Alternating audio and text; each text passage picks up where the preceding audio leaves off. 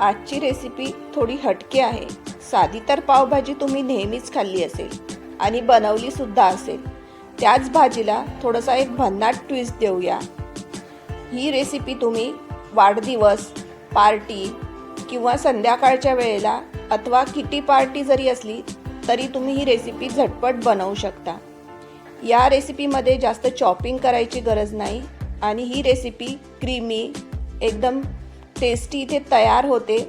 जर तुम्हाला पावभाजी आवडत असेल तर हा व्हिडिओ शेवटपर्यंत नक्की बघा।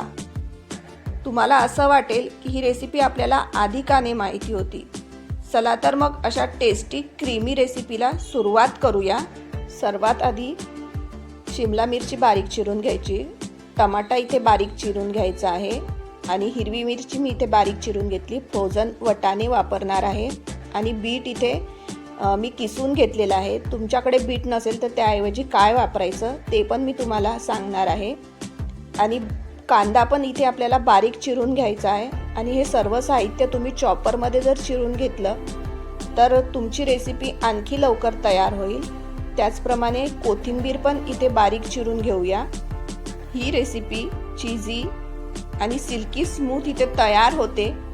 या रेसिपीचं नाव आहे पावभाजी फॉन्ड्यू।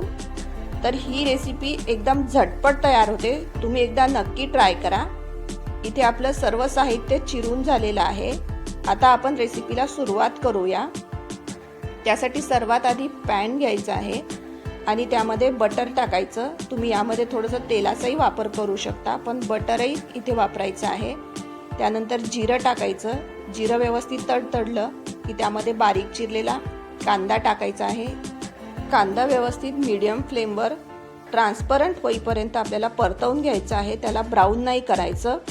आणि कांदा व्यवस्थित परतवून झाल्यानंतर त्यामध्ये आलं लसणाची पेस्ट टाकायची आहे आणि आलं लसणाची पेस्ट टाकल्यानंतर त्याचा कच्चा वास निघेपर्यंत आपल्याला ती पण छान बटरमध्ये व्यवस्थित परतवून घ्यायची आहे आणि फ्लेम आपल्याला मीडियमच ठेवायची आहे। हाय फ्लेमवर हे सगळं साहित्य जळून जाईल।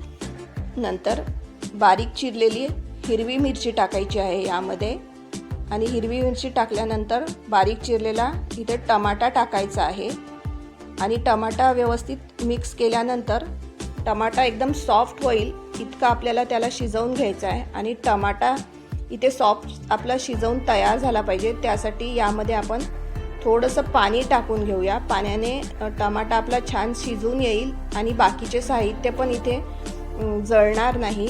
तर इथे आपण थोडंसं पाणी टाकलं।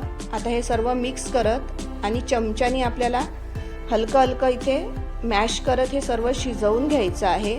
आणि इथे टमाटे आपले व्यवस्थित शिजल्यानंतर त्यामध्ये पावभाजी मसाला, हळद टाकायची आहे, चवीनुसार मीठ टाकायचं। घरी उपलब्ध असलेल्या सर्व साध्या साहित्यातून ही रेसिपी आपण झटपट तयार करू शकतो। आणि हे सर्व साहित्य आपल्याला चमच्याने मॅश करत इथे परत छान तेल सुटेपर्यंत याला शिजवून घ्यायचं आहे। नंतर त्यामध्ये फ्रोझन वटाणे टाकायचे, शिमला मिरची बारीक चिरलेली, वाफवून थंड केलेला बटाटा टाकायचा आहे।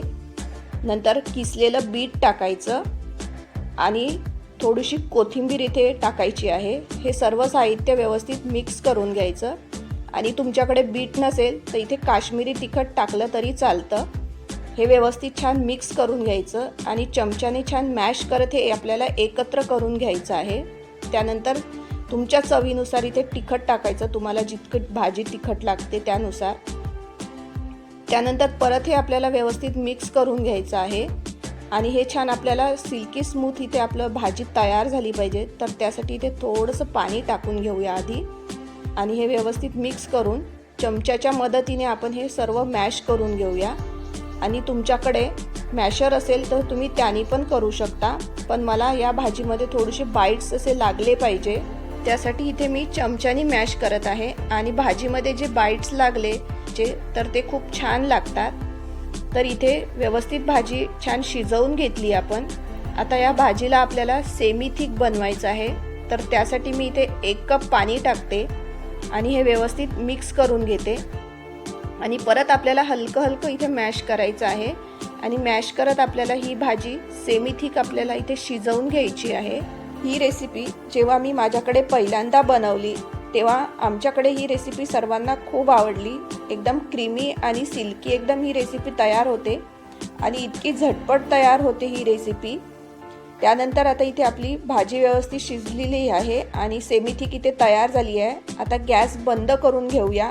क्रीमी आणि बटरी आपल्याला इथे टेस्ट आली पाहिजे, तर त्यासाठी आपण यामध्ये परत बटर टाकणार आहे. त्यानंतर फ्रेश क्रीम टाकायची आहे यामध्ये आपल्याला आणि इथे चीज टाकायचं आहे. मी 1 क्यूब पूर्ण इथे चीज टाकत आहे. तुमच्याकडे मोझरेला चीज असेल ते पण इथे टाकायचं आणि ते पण चीज या भाजीमध्ये टाकतात. माझ्याकडे ते अवेलेबल नव्हतं तर मी प्रोसेस चीजच इथे जास्त वापरलेला आहे. नंतर फ्रेश कोथिंबीर टाकायची आहे आणि हे सर्व व्यवस्थित मिक्स करून घ्यायचं.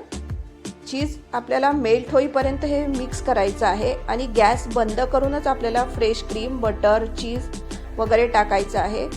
कोणतीही रेसिपी आपण जर आपल्या घरी बनवली तर आपल्या आवडीनुसार त्यामध्ये साहित्य टाकू शकतो आणि हेल्दी आणि टेस्टी आणि एकदम फ्रेश आपण रेसिपी तयार करू शकतो. तर त्यासाठी या पावसाळ्यामध्ये आपण बाहेरच्या रेसिपी खाण्यापेक्षा हेल्दी रेसिपी आपण घरी बनवूया. इथे आपली भाजी पण इथे छान तयार झालेली आहे. या रेसिपीसोबत भरपूर सलाद जसे लच्छेदार कांदा, गाजर, बीट, काकडी असं सर्व करतात. त्याचसोबत गार्लिक ब्रेड आणि पाव बटरमध्ये शेकून पण यासोबत देतात. तर त्यासाठी आता आपण इथे पाव तयार करून घेऊया. पावला आधी मधून कापून घ्यायचं, नंतर त्याच्या साईड आपल्याला कापून त्याला स्क्वेअर आकार द्यायचा आहे आणि जे बाकीचं ब्रेड उरतं त्याचे ब्रेड स्क्रम करून घ्यायचे, ते पण वाया जात नाही. आणि या ब्रेडला आपल्याला बटरमध्ये थोडंसं शेकून घ्यायचं आहे. त्यासाठी तव्यावर बटर टाकायचं, थोडीशी बारीक चिरलेली कोथिंबीर, काश्मीरी तिखट टाकायचं आहे आणि हे सर्व मिक्स करून घ्यायचं. मिक्स केल्यानंतर जे आपण पाव कापून ठेवले ते बटरनी व्यवस्थित कोट करून घ्यायचे आणि हलकेसे क्रिस्पी आपल्याला मीडियम फ्लेमवर शेकून घ्यायचे आहे. त्याचप्रमाणे मी गार्लिक ब्रेड इथे तयार करून घेते आणि गार्लिक ब्रेडची रेसिपी मी आधी तुमच्यासोबत शेअर केलेली आहे. इथे आपले पाव तयार झालेले आहे. आता रेसिपी सर्व करूया.